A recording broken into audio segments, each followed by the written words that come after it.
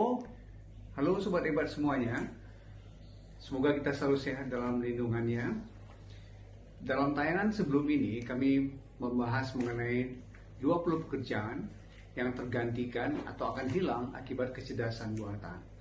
Dan pada materi kali ini kami akan membahas 10 pekerjaan yang tidak akan bisa tergantikan oleh kecerdasan buatan. Report atau laporan dari World Economic Forum berjudul Future of the Jobs 2023 mengatakan bahwa akibat kecerdasan buatan pada tahun sampai tahun 2025 akan terdapat 85 juta pekerjaan yang akan hilang digantikan oleh kecerdasan buatan. Akan tetapi laporan yang sama mengatakan bahwa kecerdasan buatan akan menciptakan 97 juta pekerjaan baru. Mari kita lihat 10 pekerjaan yang akan tidak tergantikan oleh kecerdasan buatan.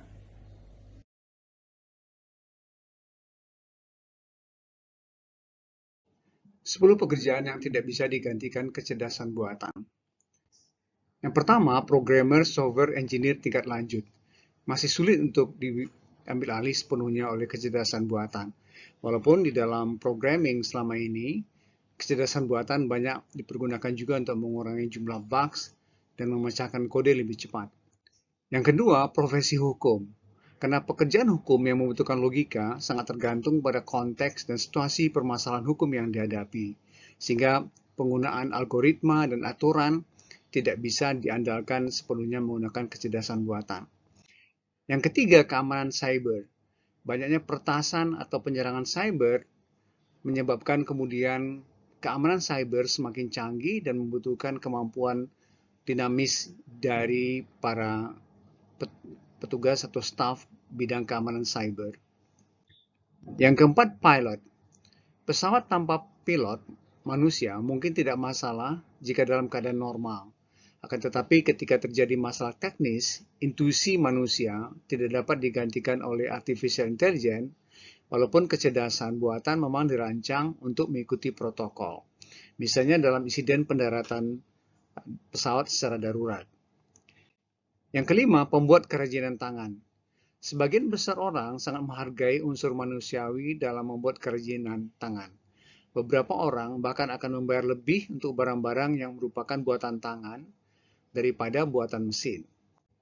Yang keenam, dokter atau pekerjaan medis.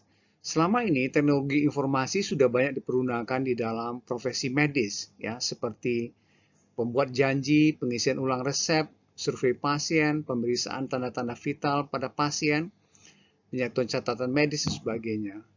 Akan tetapi, tindakan pemberian diagnosis, pengobatan, dan operasi merupakan tindakan yang tidak boleh dilakukan oleh kecerdasan buatan.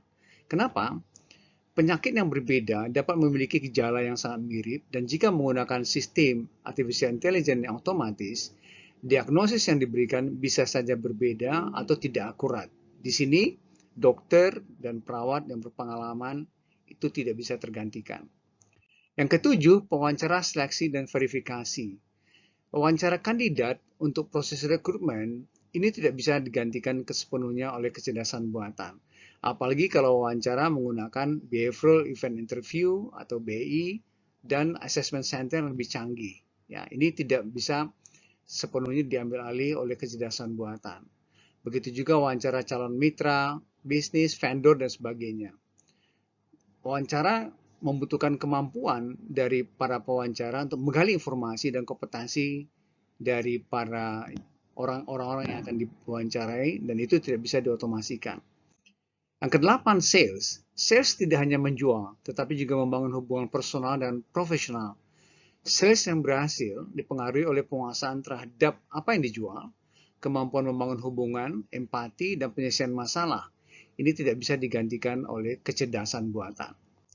Yang kesembilan, manajemen sumber daya manusia.